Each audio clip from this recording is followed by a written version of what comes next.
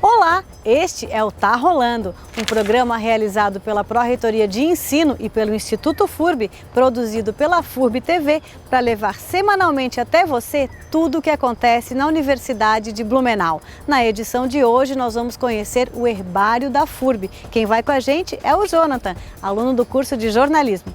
Vamos lá?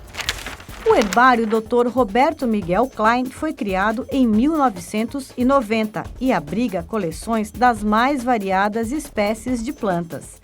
Hoje, quase 50 mil amostras compõem o acervo da FURB.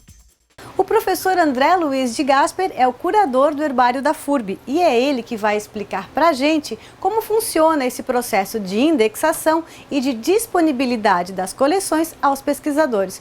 Professor, essa aqui é uma biblioteca de plantas, é isso? Exatamente. A gente tem aqui uma grande coleção de amostras de plantas do país, mais especificamente do sul do Brasil, e que está disponível para todos os pesquisadores, tanto nacionais quanto internacionais.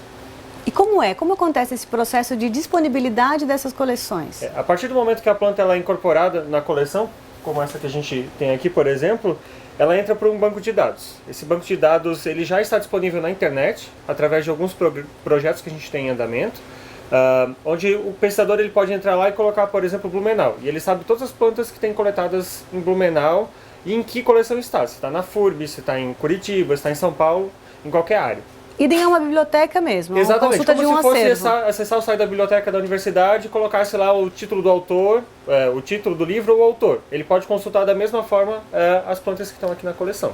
André explica que isso é possível porque o Herbário da FURB faz parte de diferentes projetos e desde 2007 está vinculado ao INCT, Instituto Nacional de Ciência e Tecnologia, que envolve todos os herbários do país e que tem o objetivo de ajudar estes herbários a disponibilizarem seus dados para pesquisa. E mais recentemente, não só essa informação da etiqueta, agora a gente está enviando também as fotos das plantas.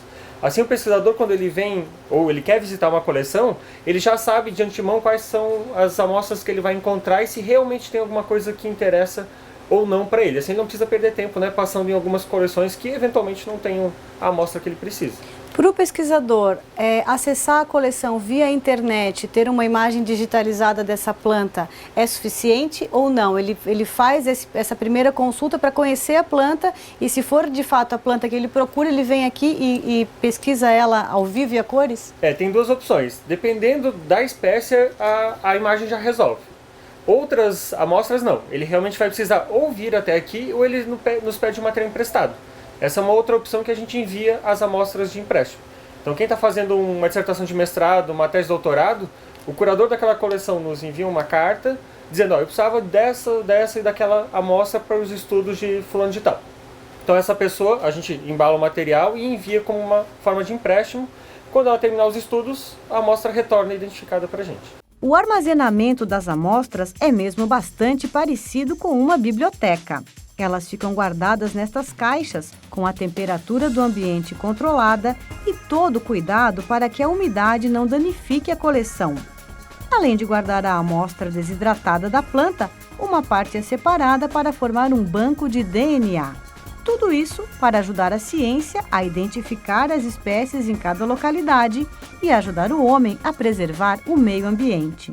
O pesquisador ele precisa estudar o ambiente, precisa saber quais são as espécies que estão naquela área para fazer o seu laudo e dizer, olha, ali eu tenho uma espécie ameaçada, se a gente for desmatar eu tenho que compensar em outra área de igual valor ou alguma coisa similar.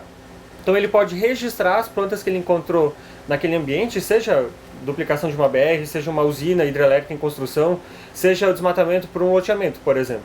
Ele pode vir aqui na coleção e ele registra as suas plantas e elas ficam aqui armazenadas, a princípio, para todo sempre e sabendo o que tinha naquele ambiente e com o aval da instituição.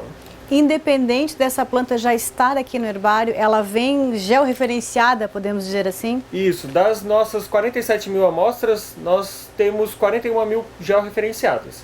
Essas outras 6 mil, mais ou menos, elas são coletas muito antigas e a gente não consegue mais georreferenciar com precisão. Onde elas estavam, de onde elas vieram exatamente. Mas todas as novas, hoje em dia a gente não registra mais sem georreferenciamento.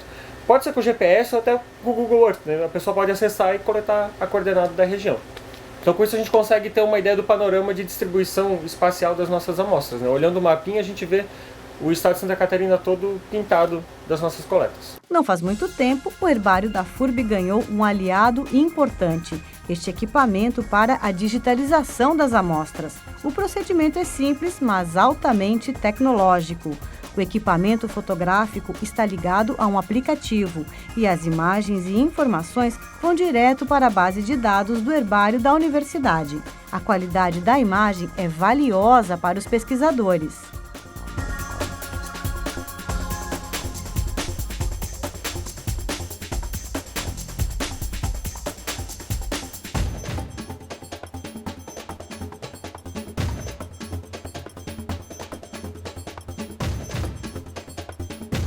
Para entender como funciona o processo de composição da coleção de um herbário desde a coleta, acompanhamos o professor André e a monitora do laboratório até esta Maria Mole, localizada no campus 1 da FURB.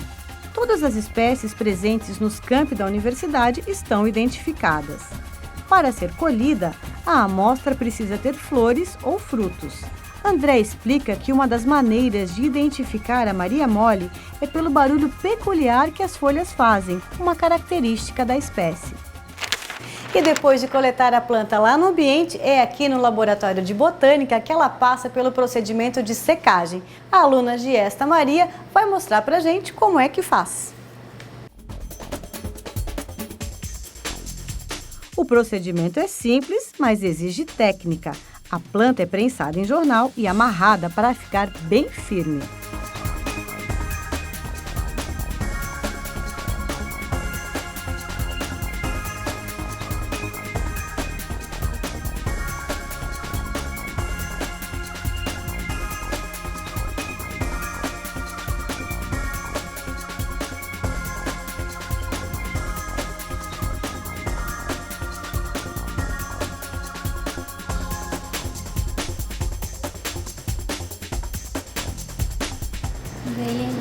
Ele agora vai para a estufa? É. Então vamos levar lá? Uhum.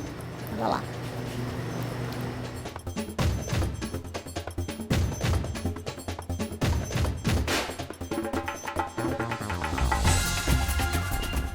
Bom, essa planta, que ela é uma planta um pouco mais sequinha, mais fininha, ela fica uns 2, 3 dias. Mas se for uma planta um pouco mais carnosa, tiver um fruto um pouco maior, daí ela fica um pouco mais de tempo. E vocês vão abrindo para verificar se o processo de secagem está acontecendo? Uhum. Para que a planta não estrague depois, né? Uhum.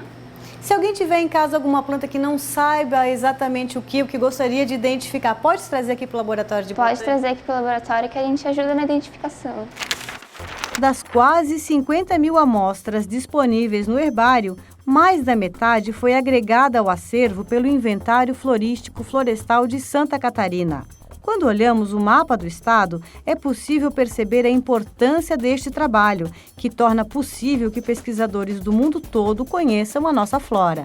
A gente tem vários portais de acesso, por exemplo, esse daqui do INCT Cria, a gente consegue visualizar o mapa dos nossos registros, então a gente consegue ver como a gente tem coletas em Santa Catarina, né? O estado está todo preenchido dos nossos pontinhos de coleta, em grande parte por conta do projeto do inventário que possibilitou a coleta em todo o estado. E se a gente quiser ver quais espécies a gente tem ou verificar uma determinada espécie da coleção da FURB, a gente pode acessar o site do INCT, colocar, por exemplo, a coleção da FURB para facilitar o acesso, e eu coloquei aqui como um exemplo a Dicksonia seloviana, que é o xaxim-bugio, né, que antigamente era utilizado para produção de vaso. Hoje a espécie está na lista de ameaçadas de extinção. Então a gente faz uma busca por essa espécie. São 60 coletas que a gente tem dessa espécie em Santa Catarina, no herbário da FURB. A gente consegue visualizar que todas elas têm as suas imagens, já estão disponibilizadas. Os dados de coleta estão aqui, então os mesmos dados que estão na etiqueta da planta estão aqui. E as imagens a gente consegue dar um zoom nelas e verificar com melhor qualidade depois. A gente consegue visualizar todas as plantas da coleção dessa forma. Esse trabalho já foi feito com esse equipamento novo que chegou para o herbário? Essa imagem, inclusive, foi produzida com esse novo equipamento que a gente recebeu faz um mês aproximadamente e já está disponibilizado nesse servidor. Além disso, tem um outro site que é o Reflora, que é uma iniciativa do Rio de Janeiro, do Jardim Botânico do Rio de Janeiro, onde está hospedado a lista de espécies do Brasil, que foi uma iniciativa dos botânicos do país, e também um herbário virtual, onde a gente consegue encontrar basicamente a mesma informação. Então eu posso fazer uma busca por uma família botânica, por exemplo, a família da Dicksonia celoviana, Dicksoniaceae, eu posso colocar herbário de origem FURB, para facilitar. E a gente deve encontrar as mesmas informações do outro servidor. São 466 coletas no Brasil de registro, e eu consigo saber em que herbário ela está fazendo um filtro. São todas essas coleções aqui. São 47 coleções que tem essa espécie coletada. Então, e uma delas está aqui, a FURB em destaque. Eu posso filtrar depois as coletas da FURB. Se eu quiser saber se ela ocorre em Blumenau... É porque eu posso não saber que a planta consta no herbário da universidade, exatamente, né? Posso fazer a busca do contrário, que a gente foi direto. Eu quero, por exemplo, saber quais são as espécies que tem em Blumenau. É só eu colocar município Blumenau, não vou colocar a coleção FURB, eu vou buscar em todo o banco de dados do país. São 7 milhões de registros. Porque outros botânicos podem já ter passado por aqui coletado essas plantas. Para esses ambientes, as coletas, desde o Fritz Miller, nós temos coletas registradas, então elas não estão na FURB, né? A universidade na época não existia ainda, mas ele mandou essas plantas para o Rio de Janeiro e para o exterior, então essas plantas estão aqui nos bancos de dados. E para Blumenau são 9.195 coletas diferentes. Tem espécies repetidas, né? Mas são 9.195 amostras. Neste outro portal, o pesquisador pode se cadastrar e, inclusive, comentar e contestar a classificação atribuída à amostra, o que aprimora a base de dados, segundo o professor. A qualidade das imagens disponibilizadas pela FURB é de padrão internacional. Basta comparar com as imagens da Universidade de Paris. Qual é a importância para a universidade de ter esse acervo disponível na rede? Desde que a gente entrou no INCT, a gente passou a receber visitas quase que mensais de pesquisadores. Sejam visitas físicas ou visitas virtuais nesse momento, porque qualquer um agora pode visitar a coleção de casa ou da sua instituição. Então, a partir do momento que a gente entrou nesses diferentes portais, a coleção passou a ter visualização e o herbário e a cidade e a universidade passaram a ser conhecidas como um ponto praticamente obrigatório de parada para quem quer conhecer a flora do sul do Brasil. E isso para a universidade é bem bacana. Exatamente, até porque a sigla que identifica cada herbário, no nosso caso, é a mesma sigla da universidade. Então todo mundo já associa a FURB à universidade e ao herbário, né? Então a sigla que identifica cada herbário identificado por uma sigla, no nosso caso é exatamente o mesmo da instituição.